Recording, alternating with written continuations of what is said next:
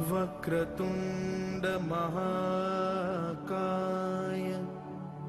सूर्यकोटि समप्रभा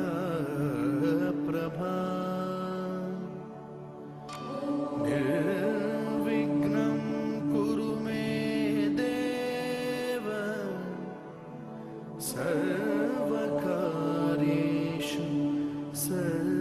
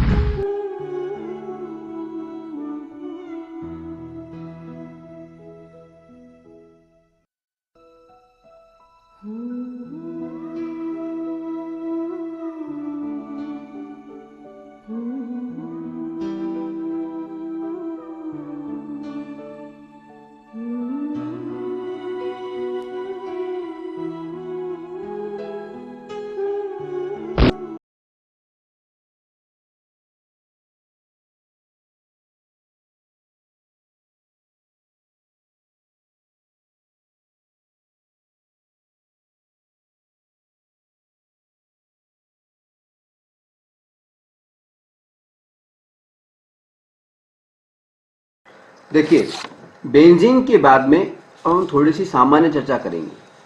देखिए, कार्बन जो है, कार्बन जो परमाणु है, एक बेहद ही फ्रेंडली एलिमेंट है। बेहद ही फ्रेंडली मतलब मैत्रीपूर्ण तत्व है। कार्बन जो परमाणु है, कार्बन जो तत्व है, एटम है, ये क्या है? एक बेहद ही फ्रेंडली एलिमेंट है, तत्व है। फ्रेंडली एलिमेंट का मतलब क्या हुआ कि अब तक हमने जैसे हाइड्रोजन और कार्बन से बने हुए कंपाउंड्स को देखा था, यौगिकों को देखा था, यानी हाइड्रोकार्बन्स की अब तक हमने चर्चा की थी। लेकिन यहां पर हम आपको बता दें कि कार्बन जो है, हाइड्रोजन के अलावा,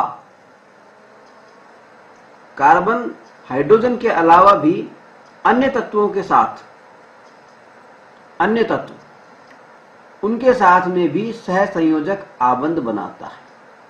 सह संयोजी आबंध, covalent bond, covalent bond. Carbon बेहद फ्रेंडली होता है, कार्बन बेहद मैत्रीपूर्ण होता है। इस वजह से क्या है, ये हाइड्रोजन के अलावा, जैसे कि अब तक हमने चर्चा की थी, उसमें सबसे में हम हाइड्रोकार्बन्स की बात कर रहे थे, जिसमें हाइड्रोजन जो है, कार्बन जो है हाइड्रोजन के साथ में सहसंयोजी आबंध बना रहा था, कोवेलेंट बॉन्ड बना रहा था। लेकिन यहां पर हम आपको बता दें कि कार्बन जो है हाइड्रोजन के अलावा कुछ अन्य तत्वों के साथ भी सहसंयोजी आबंध बनाता है, कोवेलेंट बॉन्ड बनाता है। ठीक है। अब ये तत्व कौन से हैं? जैसे हैलोजेंस, हैलोजन, जितने भी हैलोजन हैं, हैलोजन एक ग्रुप का नाम है, हैलोजन समूह। हैलोजन समूह को हम एक्स से प्रदर्शित करते हैं, एक्स। ठीक है। हैलोजन समूह जो है, इसके अंदर क्या क्या चीजें आती है, कौन कौन से तत्व आ जाते हैं? क्लोरीन, ठीक है, ब्रोमीन, आयोडीन और फ्लोरीन। फ्लोरीन, क्लोरीन, ब्रोमीन और आयोडीन, ये सब हैलोजन ग्रुप के अंदर आते हैं। ठीक है, तो हैलोजन ग्रुप के साथ में भी कार्बन अटैच हो सकता है, सहसंयोजी आबंध बना सकता है, कोवलेंट बॉन्ड बना सकता है। इसके अलावा ऑक्सीजन, ऑक्सीजन, नाइट्रोजन,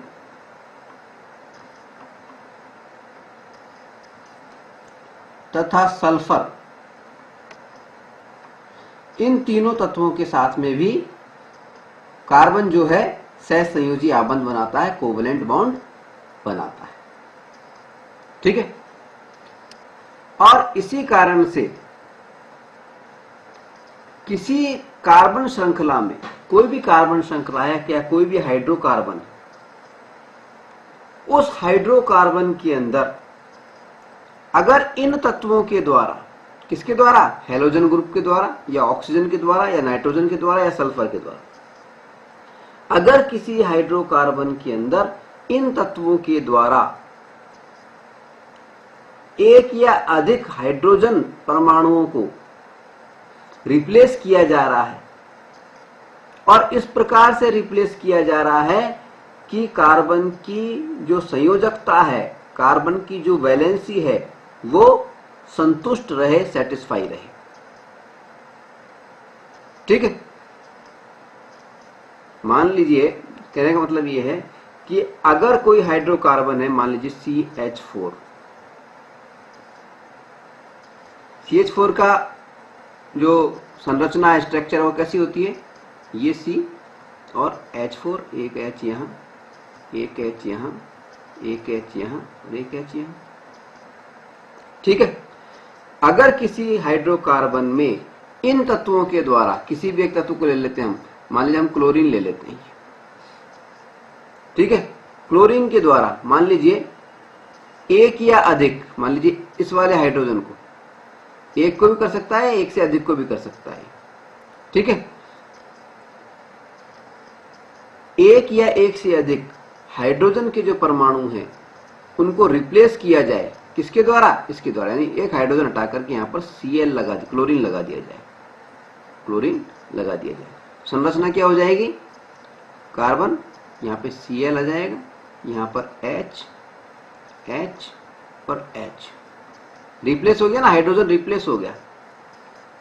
ठीक है, हाइड्रोजन की जगह पे क्या हो गया, अन्य तत्व का क्या आ गया, परमाणु आ गया।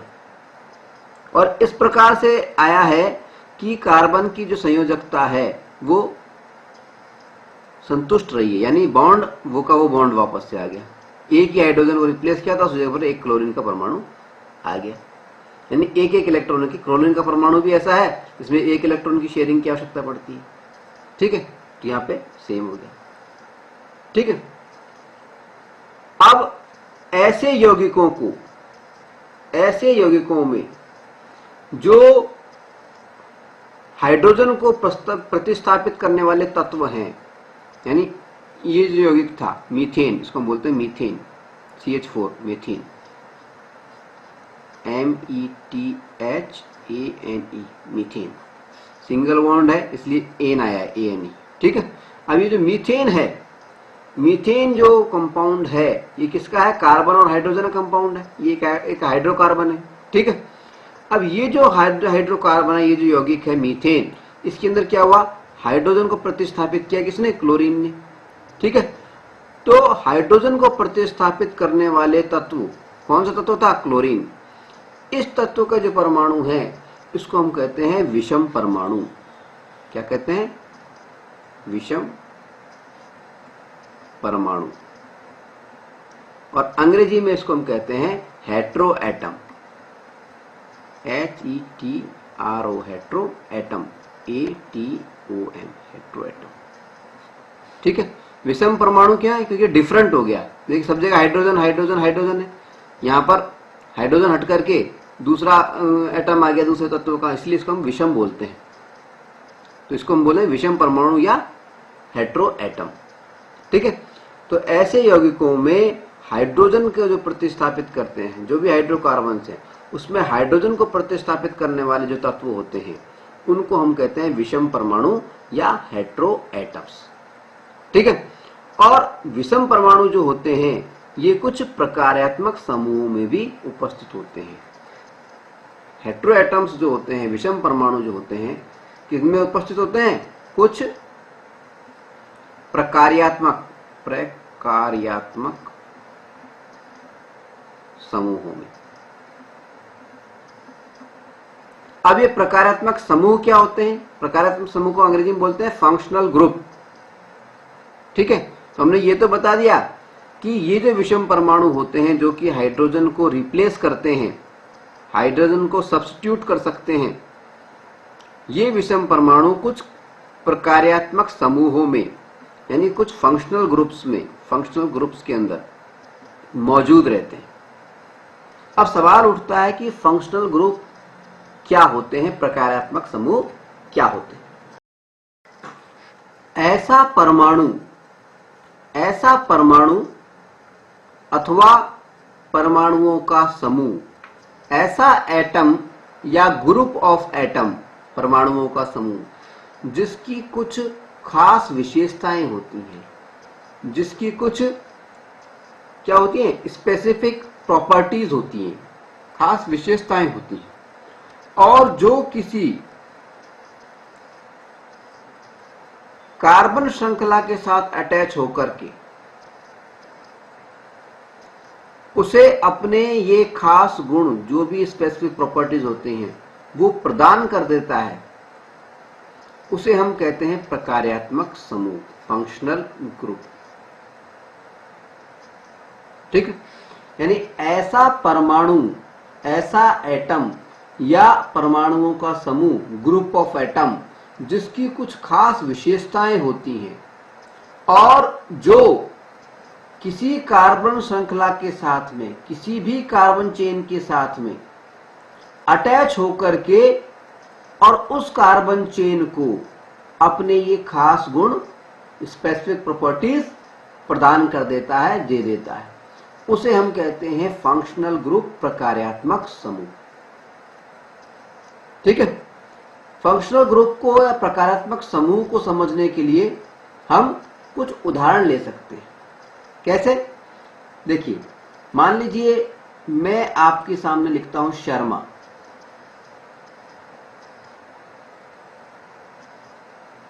ठीक है। एक मैं लिखता हूं खान, एक शब्द में लिखता हूं डिसूजा, और एक शब्द में लिखता हूं क्या? सिख।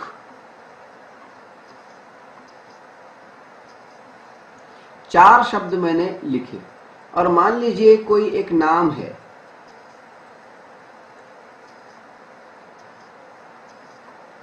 असीम, ये कोई नाम। अगर इस असीम नाम के साथ में शर्मा जुड़ा हुआ है तो आप क्या सोचेंगे? इससे आपको क्या मालूम चलेगा? देखिए, शर्मा की कुछ खास विशेषताएं हैं। शर्मा जो सरनेम लगा हुआ है, इसकी कुछ खास विशेषताएं। जैसे शर्मा हमें ये बता रहा है कि जिस भी व्यक्ति के आगे शर्मा लगा हुआ है वो हिंदू फैमिली से, हिंदू परिवार से जुड़ा हुआ है। और हिंदू परिवार से जुड़ा हुआ है, इसका मतलब वे लोग भगवान की पूजा करते हैं, मंदिरों में जाते हैं। हिंदू परिवार की भी अपनी कुछ विशेषताएं होती हैं। ठीक है। तो शर्मा जो शब्द है इसकी कुछ विशेषताएं हो गई। इसी तरह से अगर खान शब्द लिखा हुआ है कहीं पर, तो इस खान शब्द जब भी किसी शब्द के आगे लगा हुआ है, इसका मतलब खान हमें क्या बता रहा है कि जिसके भी नाम के आगे खान लगा हुआ है वो एक मुस्लिम फैमिली से है, वो एक मुस्लिम फैमिली से है। यानी मुस्लिम फैमिली से इसका मतलब क्या हुआ कि वो अल्लाह की पूजा करते हैं, मस्जिद में जाते हैं, नमाज पढ़ते हैं। ठीक है। कुल मिलाकर के मुस्लिम्स की जो कुछ विशेषताएं होती हैं वो प्रकट हो रही हैं किस शब्द से? खान से। ठीक है। इसी तरह डिसूजा की बात करें तो जब भी डिसूजा शब्द किसी के आगे लगा हुआ है, इसका मतलब जो व्यक्ति है वो क्या है? एक ईसाई है, क्रिश्चियन है। और वो चर्च में जाता होगा, कुछ विशेषताएं उसकी रहती हैं। ठीक है, इस तरह सिख की हम बात करें तो सिख का मतलब क्या है कि वो एक सरदार व्यक्ति है और कहाँ जाता होगा, गुरुद्वारा जाता होगा। ठीक है, आया समझ। तो शर्मा, खान, डिसूजा और सिख ये कुछ ऐसे शब्द हैं जिनकी अपनी कुछ विशेषताएं हैं, अपनी कुछ स्पेसिफिक प्रॉपर्टीज हैं, विशिष्ट विशेषताएं। और जब भी ये शब्द किसी नाम के साथ में जुड़ जाते हैं तो ये अपनी जो विशेषताएं हैं उन विशेषताओं को उस नाम वाले व्यक्ति को डेलीगेट कर देते हैं, दे देते हैं, प्रदान कर देते हैं। ठीक है, तो इसी प्रकार से फंक्शनल ग्रुप जो होते हैं इनको हम फंक्शनल ग्रुप मान सकते हैं। ठीक है, फंक्शनल ग्रुप में क्या होता है, ऐसा परमाणु या परमाणुओं का समूह जिसकी कुछ खास विशेषताएं होती हैं और जो कि किसी भी कार्बन श्रृंखला के साथ में अटैच जब होता है तो उस कार्बन श्रृंखला को अपने ये गुण प्रदान कर देता है। ठीक है, इस प्रकार से ये जो फंक्शनल ग्रुप हुए, प्रकारात्मक समूह है, ये क्या हुए, ये हुए यौगिक के सरनेम। कोई भी कंपाउंड है उसका सरनेम हम इसको मान सकते हैं। अगर किसी कंपाउंड के साथ में कोई विशेष प्रकार का फंक्शनल ग्रुप अटैच है तो वो फंक्शनल ग्रुप उस यौगिक को, उस कंपाउंड को कुछ खास गुण देगा, कुछ स्पेसिफिक प्रॉपर्टीज प्रदान करेगा। ठीक है, आई बात समझ। तो प्रकारात्मक समूह क्या है, इसको हम यौगिक का सरनेम मान सकते हैं। जैसे हमारे सरनेम हमें कुछ खास गुण प्रदान करते हैं, हमारे बारे में कुछ खास बातें बताते हैं, उसी प्रकार के यौगिकों के ये जो सरनेम है यानी ये जो फंक्शनल ग्रुप हैं उस यौगिक के बारे में कुछ खास बातें बताता है। ठीक है, तो एक बार फिर से परिभाषा देख लें। प्रकारात्मक समूह किसे कहते हैं, फंक्शनल ग्रुप किसे कहते हैं, ऐसा परमाणु अथवा परमाणुओं का समूह, ऐसा एटम अथवा ग्रुप ऑफ एटम जिसकी कुछ खास विशेषताएं होती हैं और जो कि किसी भी कार्बन श्रृंखला के साथ में अटैच जब होता है तो उसके साथ अटैच होकर के उसे अपने ये जो खास गुण होते हैं, स्पेसिफिक प्रॉपर्टीज होती हैं, ये प्रदान कर देता है। इसे ही हम फंक्शनल ग्रुप या प्रकार्यात्मक समूह कहते हैं। ठीक है, फंक्शनल ग्रुप को या प्रकारात्मक समूह को हम यौगिक का सरनेम मान सकते हैं। जैसे हमारे नामों के आगे सरनेम लगे हुए होते हैं, शर्मा, खान, डिसूजा। ठीक है, इस तरह से। ठीक है, अच्छा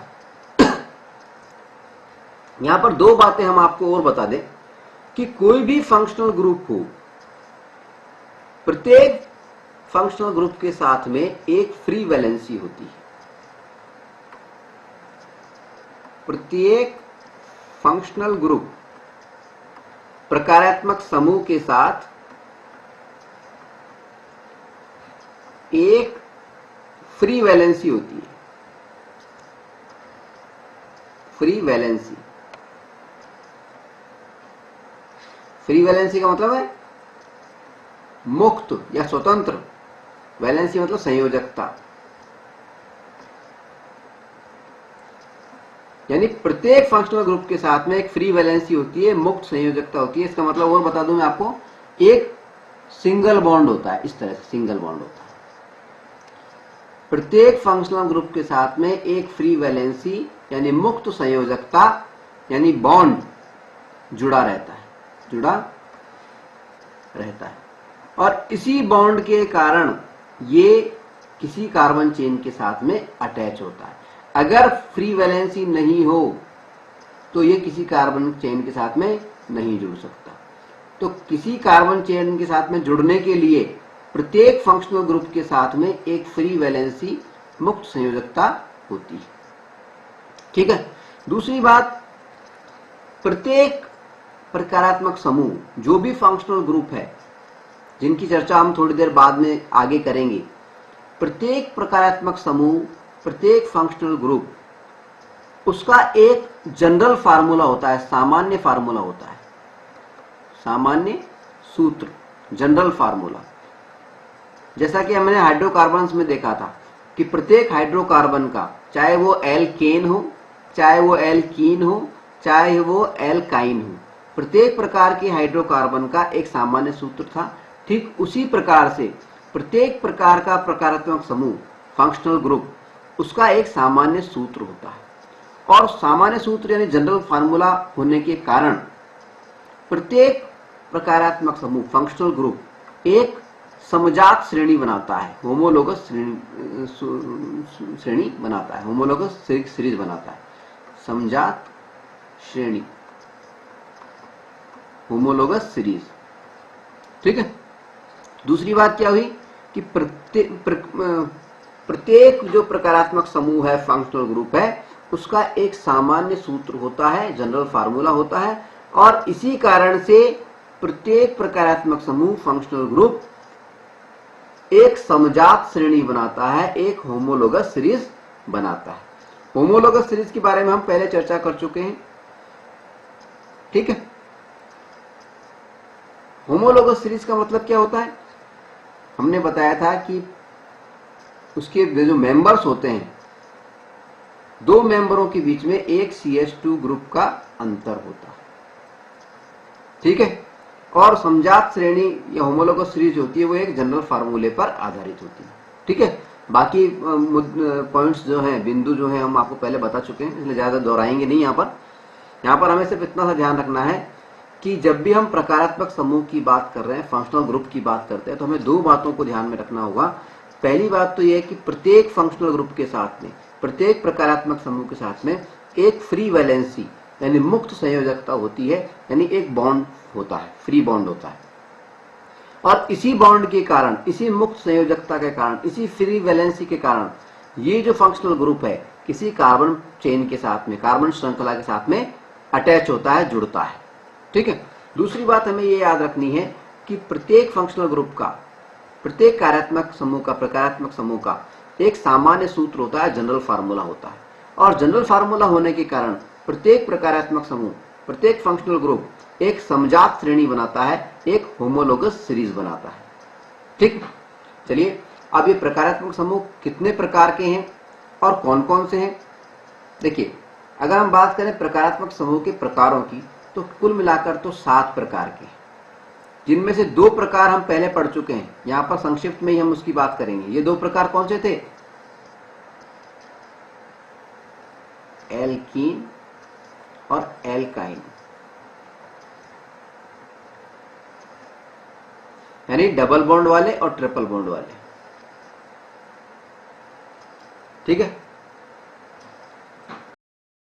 अब हम बात करेंगे शेष जो 5 प्रकार के प्रकारात्मक समूह है, फंक्शनल ग्रुप हैं, उनकी। सबसे पहले हम लेंगे पहला फंक्शनल ग्रुप। पहला फंक्शनल ग्रुप कौन सा है? वो है हेलोजन। हेलोजन, हेलोजन अंग्रेजी में लिखे तो HALOGEN। हेलोजन जो ग्रुप है, फंक्शनल ग्रुप है, उसको हम X से भी प्रदर्शित करते हैं, X से। ठीक है। अब हेलोजन ग्रुप के अंदर कौन कौन से आते हैं? हेलोजन ग्रुप के अंदर 4 तत्व आते हैं। कौन कौन से आते हैं? देखिए, फ्लोरीन, ये उसकी फ्री वैलेंसी है। दूसरा है क्लोरीन, ये उसकी, ये तो क्लोरीन हो गया, ये इसकी फ्री वैलेंसी है, मुक्त संयोजकता। हमने बताया था प्रत्येक कार्यात्मक समूह के साथ में, प्रत्येक प्रकारात्मक समूह के साथ में, प्रत्येक फंक्शनल ग्रुप के साथ में एक मुक्त संयोजकता होती है, फ्री वैलेंसी होती है, एक फ्री बॉन्ड होता है ये। ठीक है। तो हेलोजन में फ्लोरीन आ गया, क्लोरीन आ गया, इसी तरह से ब्रोमीन, ब्रोमीन, और इस तरह से आयोडीन। इस तरह से ये 4 तत्व आ जाते हैं। ठीक है। तो हेलोजन जो प्रकारात्मक समूह है उसके अंदर ये 4 तत्व आ गए। और जब भी ये प्रकारात्मक समूह, ये फंक्शनल ग्रुप यानी हेलोजन फंक्शनल ग्रुप किसी कार्बन चेन के साथ में अटैच होता है, तो एक प्रीफिक्स लगता है। प्रीफिक्स, प्रीफिक्स यानी उपसर्ग, उपसर्ग यानी शब्द के आगे जो लगता है वो लगता है हेलो। और ये जो हेलो होता है ये अलग अलग तत्व के लिए अलग अलग होता है। जैसे फ्लोरीन की बात करें तो ये हो जाएगा फ्लोरो, फ्लोरो। अगर क्लोरीन की बात करें तो हो जाएगा क्लोरो। अगर ब्रोमीन की बात करें तो हो जाएगा ब्रोमो। और अगर आयोडीन की बात करें तो हो जाएगा आयोडो।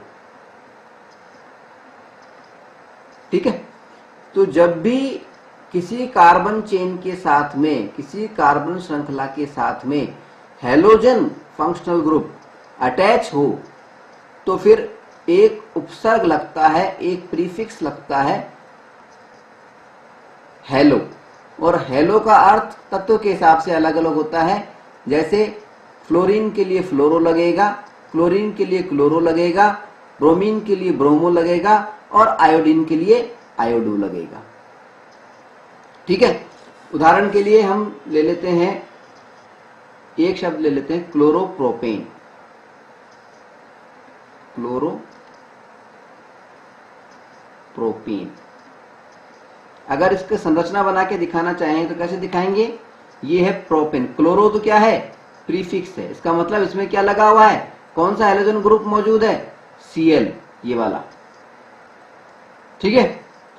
और प्रोपेन, प्रोपेन का मतलब क्या हुआ? प्रोपएन।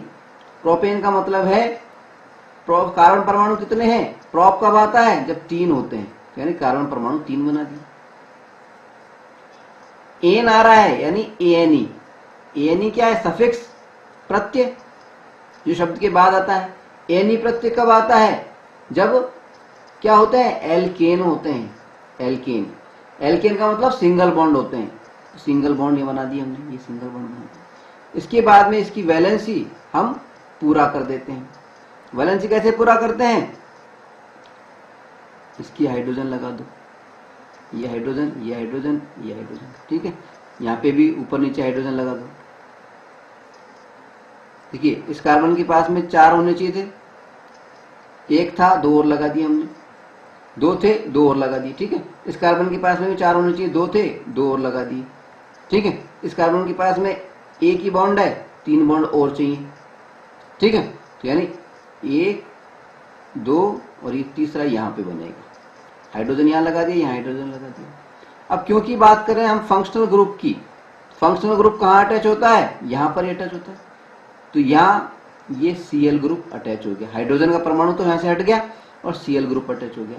तो ये बन गई क्लोरोप्रोपेन की संरचना। ठीक है। फंक्शनल ग्रुप क्या करता है? किसी भी हाइड्रोकार्बन के अंदर एक हाइड्रोजन को या एक से अधिक हाइड्रोजन की जो परमाणु है उनको रिप्लेस कर देता है, प्रतिस्थापित कर देता है, सब्स्टिट्यूट कर देता है और उस स्थान पर दूसरा तत्व आ जाता है। विषम, कोई भी विषम परमाणु आ जाता है, कोई भी हेट्रो एटम आ जाता है। जैसे यहाँ पे क्लोरीन आ गया। ठीक है। ये है प्रकारात्मक समूह का काम। ठीक है।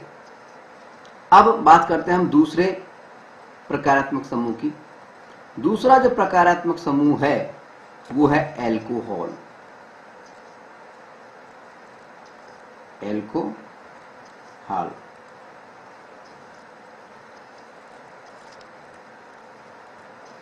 ALCHOL,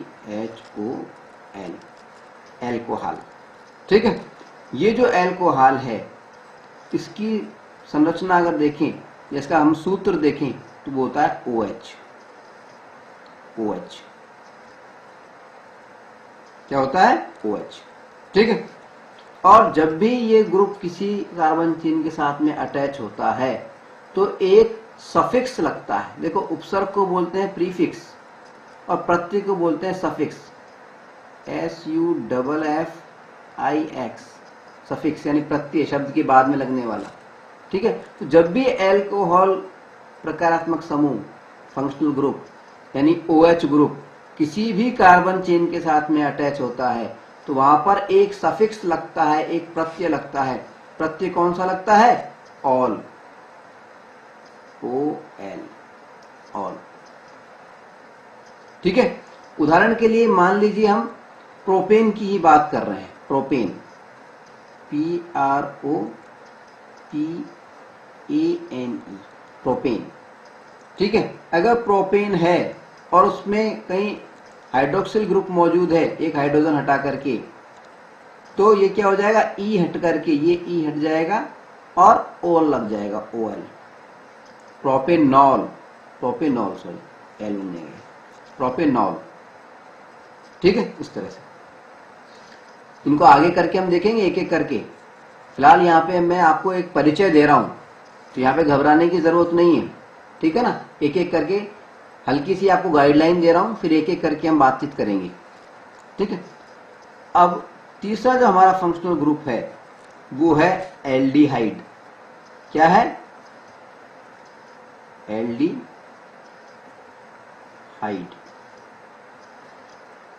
aldehyde, ALDEHYDE, aldehyde. तीसरा हमारा जो फंक्शनल ग्रुप है वो है एल्डिहाइड। और एल्डिहाइड में कैसे होता है, फार्मूला किस तरह से होता है, देखिए एल्डिहाइड के अंदर क्या होता है, कार्बन का जो परमाणु होता है वो ऑक्सीजन के एक परमाणु के साथ में डबल बॉन्ड से जुड़ा रहता है, इस तरह से। ठीक है, और हाइड्रोजन के एक परमाणु से सिंगल बॉन्ड से जुड़ा होता है। जब भी हाइड्रोजन कार्बन से जुड़ा हुआ तो सिंगल बॉन्ड से ही जुड़ा हुआ था, हमेशा ध्यान रखें आप। ठीक है, यानी एल्डिहाइड में क्या होता है, कार्बन परमाणु CHO ग्रुप से जुड़ा रहता है, CHO, कार्बन चेन जो है वो CHO ग्रुप से जुड़ा रहता है।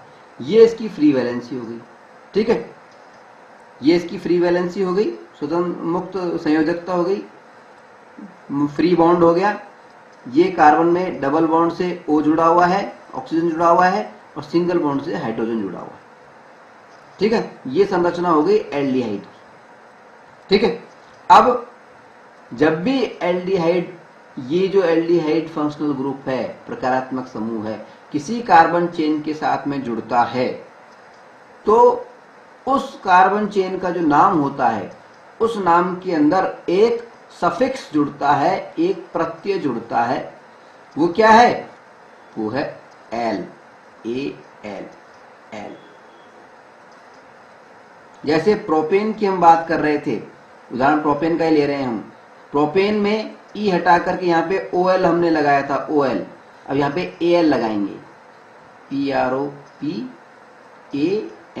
ई हटा दिया हमने, AL लगा दिया, प्रोपेनेल, प्रोपेनेल, ये प्रोपेनेल बन गया। ठीक है, आई बात समझ में। अब हम बात करेंगे अगले प्रकारात्मक समूह की, अगले फंक्शनल ग्रुप की, जिसका नाम है कीटोन। क्या नाम है, कीटोन, कीटोन, KETON, कीटोन। ये जो कीटोन जो है प्रकारात्मक समूह, फंक्शनल ग्रुप, ये जो है एल्डिहाइड का ही भाई है, एल्डिहाइड का जैसा है।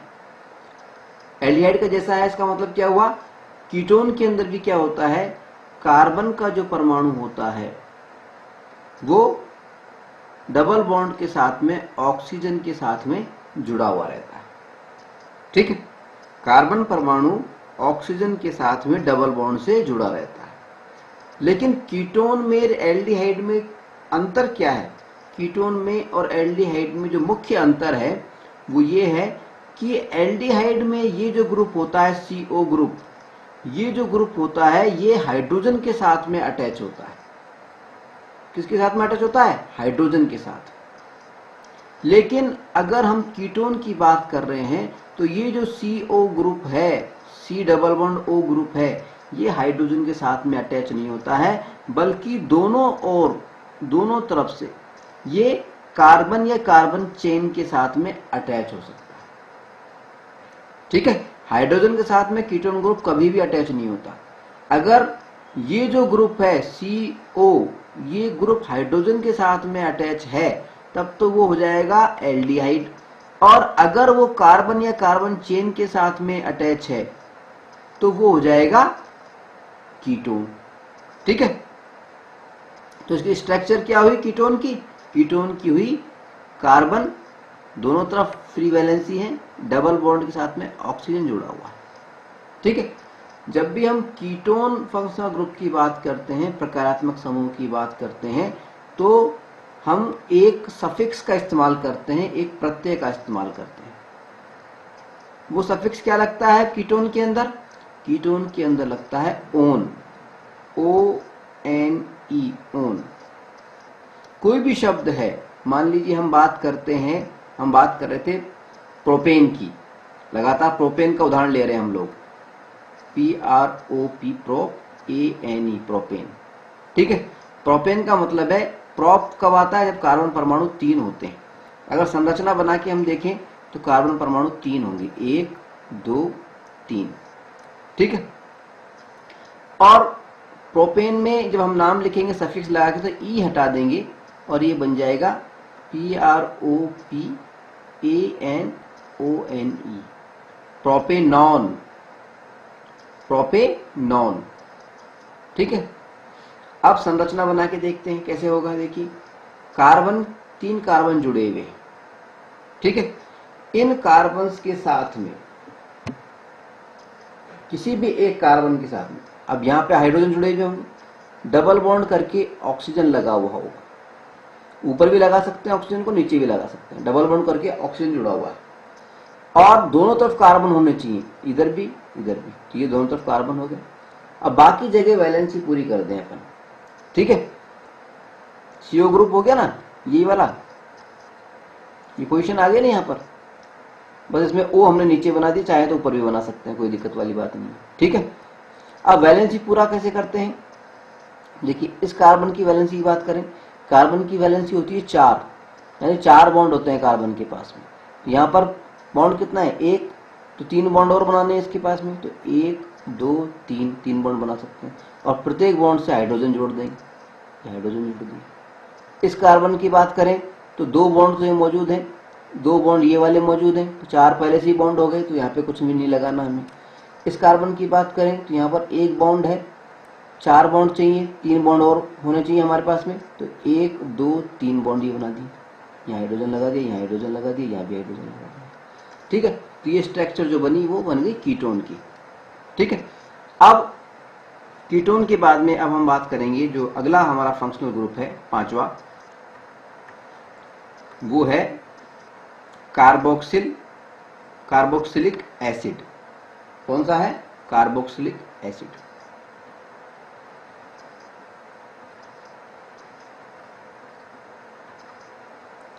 एसिड, अम्लीय एसिड,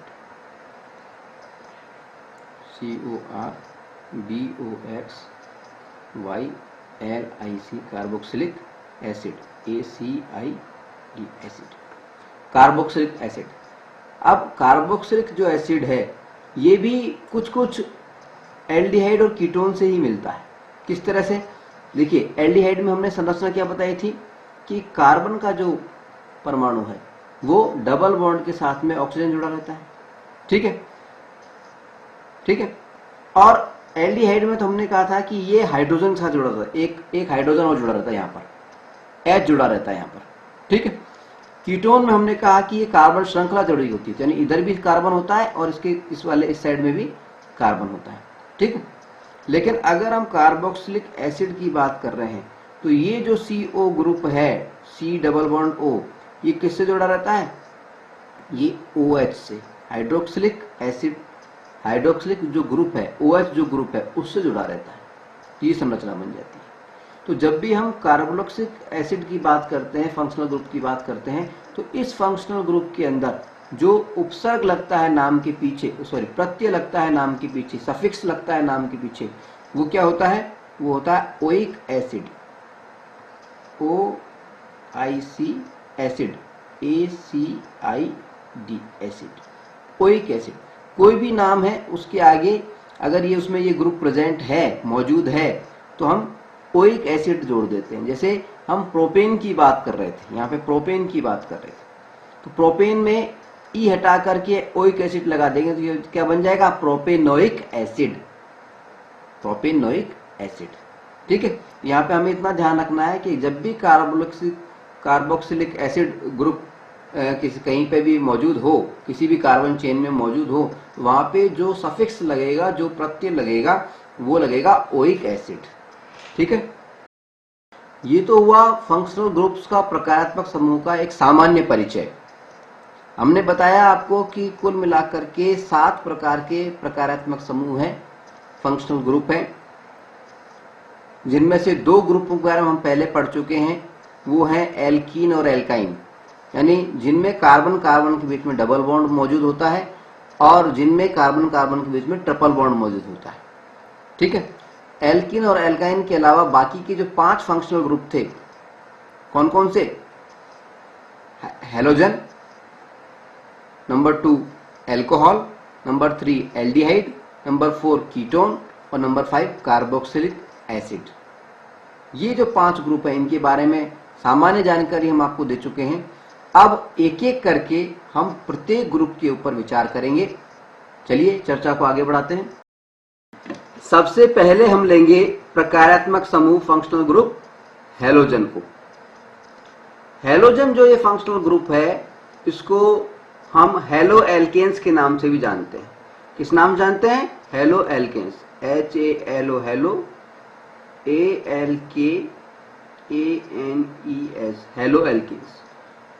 हेलोजन जो प्रकारात्मक समूह है, हेलोजन जो फंक्शनल ग्रुप है, उसको हम हेलो एल्केन्स के नाम से भी जानते हैं।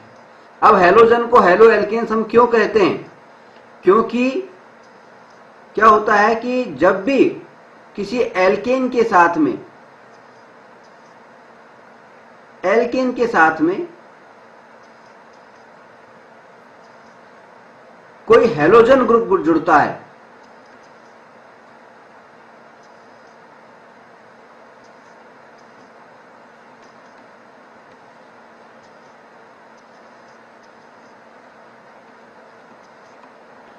किसी भी एल्केन के साथ में कोई हेलोजन ग्रुप जुड़ने पर क्या बनता है? हेलोजन बनता है।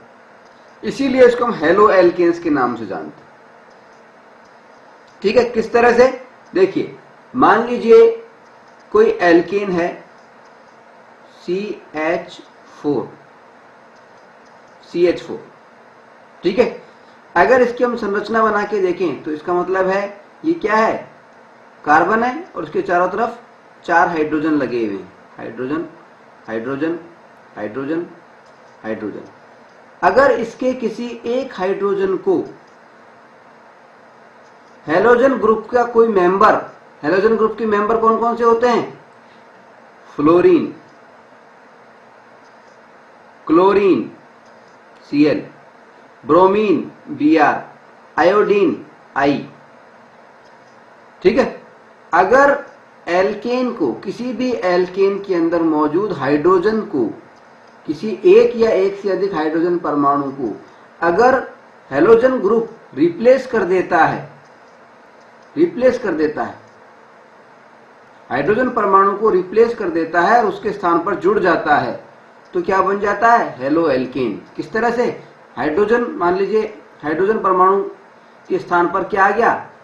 क्लोरीन का परमाणु आ गया। तो ये संरचना क्या बन गई?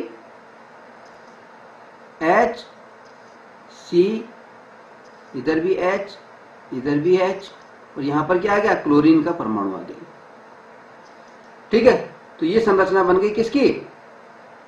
हेलो एल्केन्स की। हेलो का मतलब क्या हुआ? यहां पे क्लोरीन जुड़ा है, इसलिए हम क्लोरो हम प्रीफिक्स यूज करेंगे, उपसर्ग यूज करेंगे।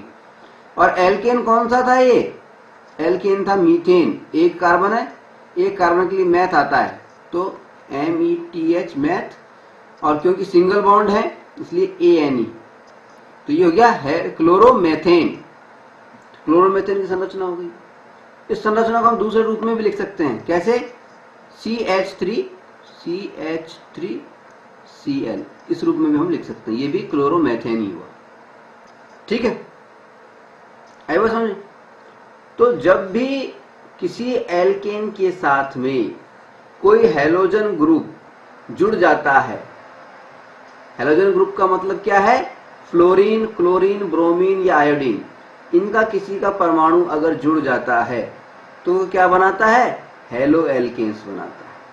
और जब हेलो एल्केन्स का हम नाम लिखते हैं तो हेलो की जगह पे क्या लिखते हैं, फ्लोरीन के लिए फ्लोरो, क्लोरीन के लिए क्लोरो, ब्रोमीन के लिए ब्रोमो और आयोडीन के लिए आयोडो।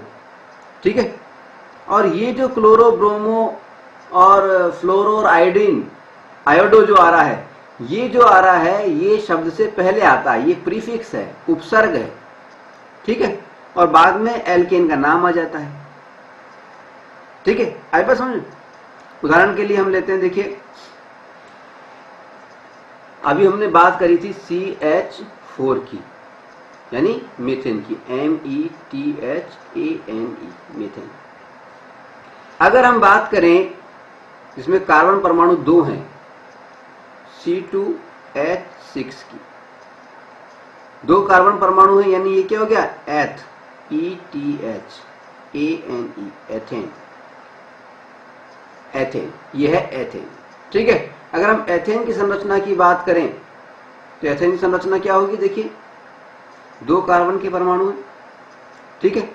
और इसकी अगर संयोजकता हम पूरी कर दें, वैलेंसी पूरी करें तो कैसे होगा, देखिए दोनों के बीच में ये बॉन्ड, ये 3 बॉन्ड, इधर भी 3 बॉन्ड। ठीक है। यानी ये संरचना क्या बनी, हाइड्रोजन अगर जोड़ दे सब जगह तो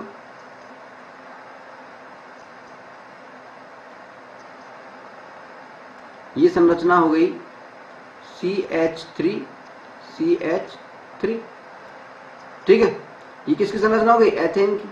अगर एथेन में से कोई एक हाइड्रोजन रिप्लेस हो जाए और यहां पर हेलोजन ग्रुप लग जाए, यहां पर हाइड्रोजन की जगह पर कोई भी हेलोजन ग्रुप जुड़ जाए, हेलोजन कुछ भी हो सकता है, कुछ भी हो सकता है। मान लीजिए हमने ब्रोमीन लगा दिया, Br लगा दिया यहां पर, और संरचना हमारी हो गई किस तरह से, HC, ये H हो गया, ये कार्बन यूं के यूं रह गया, ऊपर नीचे हाइड्रोजन जुड़े हुए हैं। ठीक है। इधर H की जगह पर हमने Br, ब्रोमीन लिख दिया, Br। ठीक है। तो अब क्या बन गया, ये हेलो एल्केन बन गया। इसका नाम अगर लिखना चाहें तो देखिए, क्योंकि हेलोजन ग्रुप जुड़ा हुआ है इसलिए प्रीफिक्स क्या आएगा, उपसर्ग क्या आएगा, वो आएगा ब्रोमो, ब्रोमो। ठीक है। और कितने कार्बन है, 2। 2 के लिए एल क्या आता है, प्रीफिक्स क्या आता है, वो आएगा एथ, ETH, एथ। और सिंगल बॉन्ड से जुड़े हुए हैं तो ANE, bromo ethane, bromo ethane. ठीक है। अगर ब्रोमीन की जगह पर मान लीजिए आयोडीन जुड़ा होता तो ये आयोडो एथेन हो जाता। ठीक है। क्लोरीन होता तो क्लोरो एथेन हो जाता। ठीक है।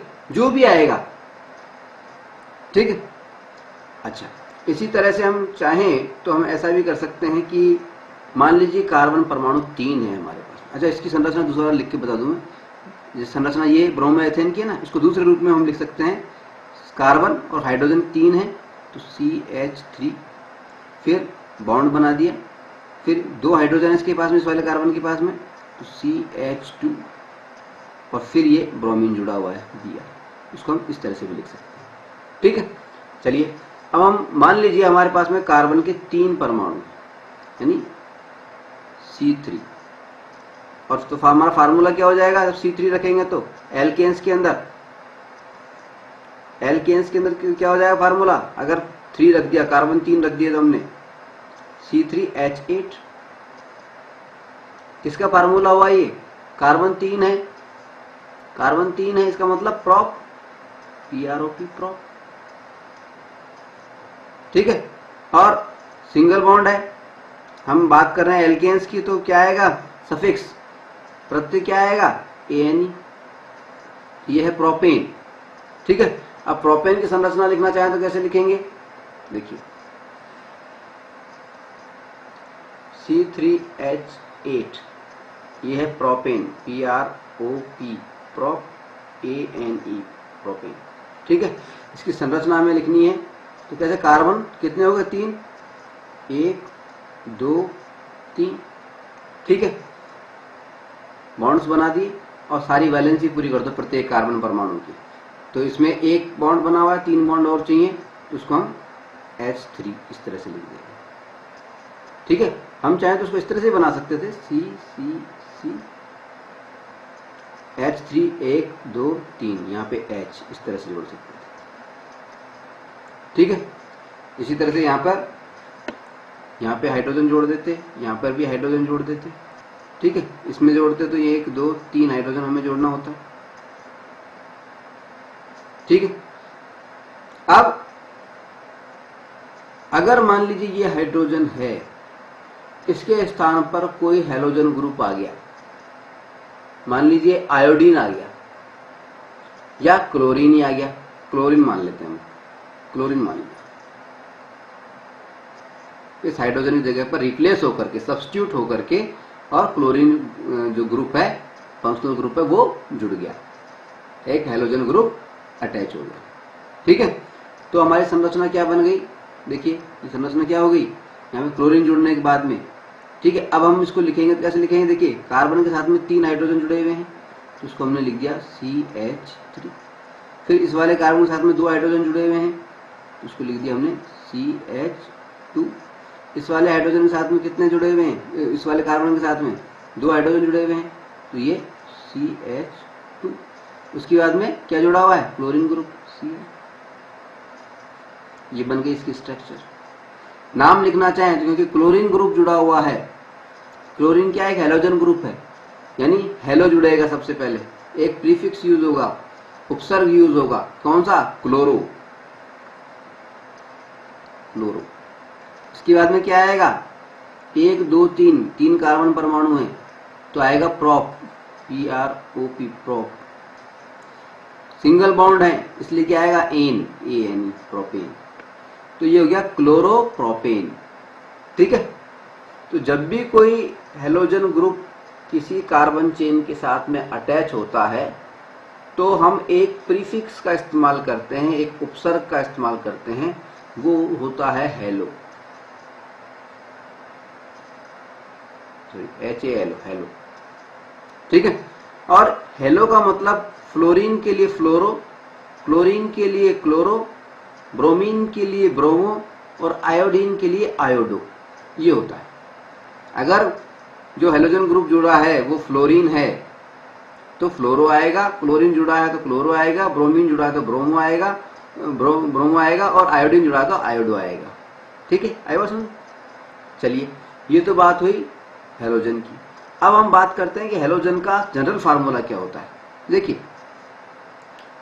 हमने बताया था कि प्रत्येक प्रकारात्मक समूह का, प्रत्येक फंक्शनल ग्रुप का एक जनरल फार्मूला होता है, एक सामान्य सूत्र होता है।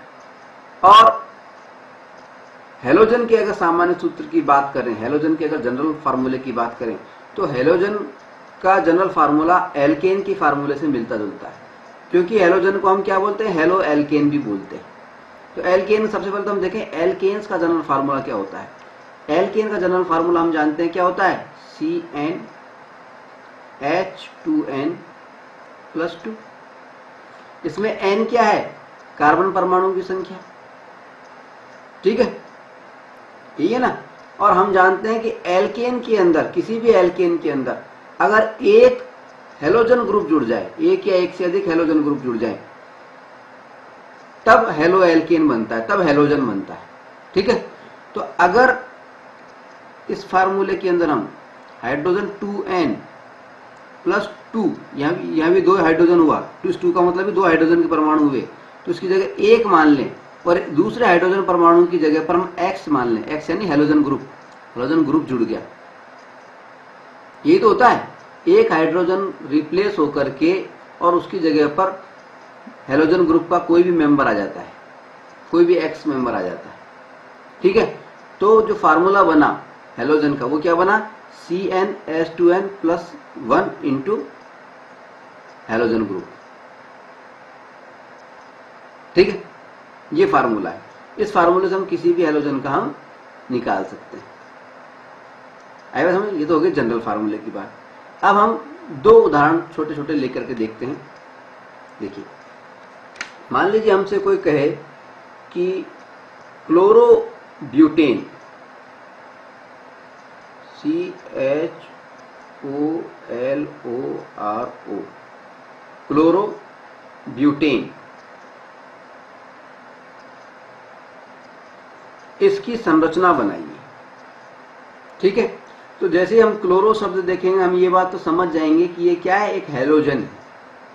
ठीक है, तो हैलोजन में क्या होता है, जो एल्केन ग्रुप होता है, जैसे ब्यूटेन एक एल्केन ग्रुप का मेंबर है, उसके अंदर एक हाइड्रोजन रिप्लेस होकर के और एक हाइड्रोजन ग्रुप आ जाता है। क्लोरो लिखा हुआ यानी Cl ग्रुप आएगा। तो पहले तो हम लिखेंगे इसमें ब्यूटेन का फार्मूला या ब्यूटेन की संरचना। ब्यूटेन का मतलब ब्यूट प्लस एन। ब्यूट का मतलब क्या है, कार्बन परमाणु संख्या कितनी है, कार्बन परमाणु संख्या है 4। तो हमने 4 कार्बन परमाणु बना दिए, 1 2 3 4। ठीक है, एन लगा हुआ है यानी ये क्या है, एल्केन। एल्केन में क्या होते हैं, सिंगल बॉन्ड होते हैं, सिंगल बॉन्ड बना दिए सबके बीच में। ठीक है, अब हाइड्रोजन लगा देते हैं सबके साथ में वैलेंसी पूरा करने के लिए। इसके साथ में ये हाइड्रोजन, ये हाइड्रोजन, ये हाइड्रोजन। ठीक है, इसके साथ में भी ये हाइड्रोजन और ये ऊपर हाइड्रोजन। 1 2 2 लगा दी हमने। ठीक है, इस कार्बन की बात करें तो 1 और 2 दो बॉन्ड बने हुए हैं, 2 बॉन्ड और चाहिए तो दोनों की जगह हमने हाइड्रोजन लगा दिया। ठीक है, इसकी बात करें तो उसके पास में 1 बॉन्ड है, 3 बॉन्ड और चाहिए तो 3 बॉन्ड और बना दिए हमने। ठीक है, यहाँ पे भी हाइड्रोजन हमें लगाना है, यहाँ पे भी क्या लगाना है, हाइड्रोजन लगाना है। लेकिन क्योंकि हम बना रहे हैं संरचना क्लोरोब्यूटेन की, ब्यूटेन की नहीं बना रहे। अगर ब्यूटेन की होती तो यहाँ पे हाइड्रोजन लगा देते, लेकिन हम बना रहे हैं क्लोरोब्यूटेन की यानी हैलोजन की।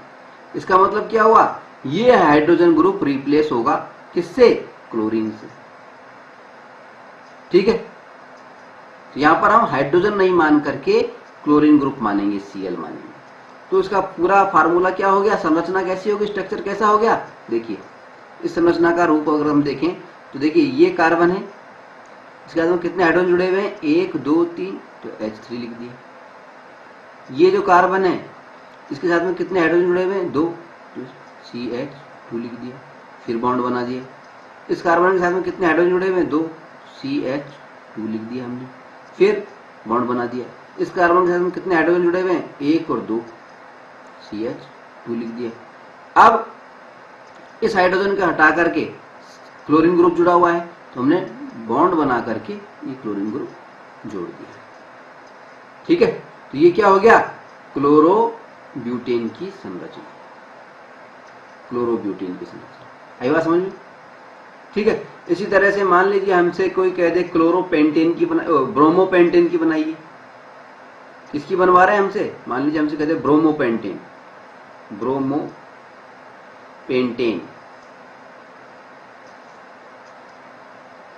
ठीक है, तो पहले हम पेंटेन की संरचना बनाएंगे, उसके अंदर एक हाइड्रोजन हटा करके ब्रोमीन लगा देंगे। ठीक है, तो पेंटेन की संरचना कैसे बनेगी, पेंट का मतलब है 5 कार्बन परमाणु, एन का मतलब है उनमें सिंगल बॉन्ड है, 5 कार्बन परमाणु बना दिए, 1 2 3 4 5, सबके बीच में सिंगल बॉन्ड बना दिया। फिर सबकी वैलेंसी पूरी कर दी। वैलेंसी पूरी कैसे करते हैं, कार्बन के पास में 4 बॉन्ड बना सकता है कार्बन परमाणु, 1 बॉन्ड मौजूद है, 3 बॉन्ड और चाहिए तो 3 हाइड्रोजन और जोड़ दिए। इसके पास में 2 बॉन्ड है, 2 और चाहिए तो 2 हाइड्रोजन और जोड़ दिए इसके साथ में। इसके साथ में भी 2 बॉन्ड है, 2 और जोड़ने हैं तो यहाँ भी हाइड्रोजन जोड़ दिया। इस कार्बन के साथ में भी 2 बॉन्ड है, 2 और चाहिए तो 2 बॉन्ड ये जोड़ दिया हाइड्रोजन। इस कार्बन की बात करें तो इसके साथ में 1 बॉन्ड 3 बॉन्ड चाहिए तो 1 2 3 3 बॉन्ड बना दिए। तो ये जो संरचना बनी ये बनी पेंटेन की। अब हमें बनानी है ब्रोमोपेंटेन की। ब्रोमोपेंटेन का मतलब क्या है कि ये जो पेंटेन था इसमें से एक हाइड्रोजन ग्रुप के स्थान पर क्या आ गया है, ब्रोमीन आ गया है, एक हैलोजन ग्रुप आ गया है। ठीक है, तो यहां पर H की जगह पर अगर हम Br मान लें, ब्रोमीन मान लें, और तो संरचना क्या कैसी बन जाएगी, देखिए ये कार्बन है, इसके अंदर कितने हाइड्रोजन है, 3 H3, फिर बॉन्ड आ गया, फिर इस कार्बन के साथ में कितने हाइड्रोजन है, 2 CH2। इस कार्बन की बात करें तो कितने हैं, 2, इस कार्बन की बात करें इसके साथ में भी CH2, इस कार्बन की बात करें इसके साथ में भी हाइड्रोजन कितने हैं 2, और फिर आ गया ब्रोमीन। ठीक है, ये हो गया ब्रोमोपेंटेन। ये तो हेलोजन ग्रुप जुड़ा हुआ है इसलिए तो ब्रोमो आ गया पहले शब्द, प्रीफिक्स आ गया, उपसर्ग आ गया ब्रोमो। ठीक है, 5 कार्बन है, 1 2 3 4 5, 5 कार्बन एटम है इसलिए पेंट आ गया, सिंगल बॉन्ड है इसलिए एन आ गया, ये बन गया ब्रोमोपेंटेन की संरचना। ठीक है, ये तो बात हो गई हमारी हेलोजन ग्रुप की।